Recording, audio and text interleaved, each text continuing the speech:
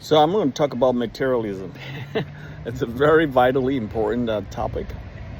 Matthew chapter 6, verse 19. Do not store up for yourself treasures on earth where moths and vermin destroy and where thieves break in and steal. But store up for yourselves treasures in heaven where moths and vermin do not destroy, where thieves do not break in and steal. For where your treasure is, there your heart will be.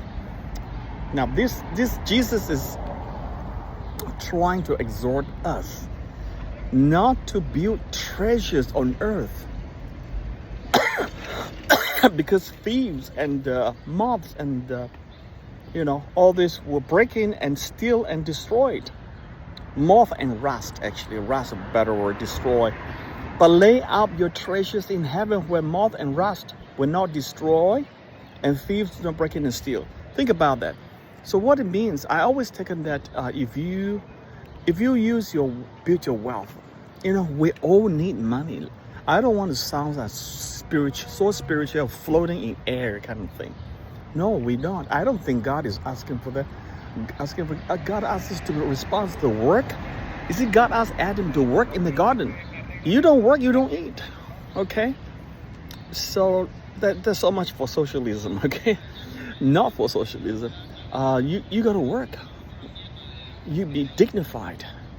That is the calling of God. It's not about a redistribution or something. Get yourself a job, and of course the injustice need to be redistributed in a fair and proper way. But you see here that Jesus is saying, don't lay out your treasures on earth. What is treasures? It's money, material, and all this stuff, because these things will pass. Why does he say rust and moth will destroy and thieves break in? Because whatever you build and accumulate in this world will be gone one day. Seriously, your kids may get that, grandkids, but we don't know, the kids will spoil it or whatnot, but you won't carry it to heaven. If you go to heaven, that's the most important question, right? So, but if you build it out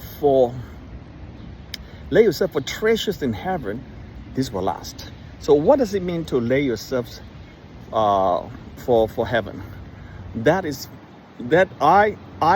way I read it, my understanding, almost every scholars, theologians, pastors will agree, let's invest in the kingdom of God. What is that, the kingdom of God?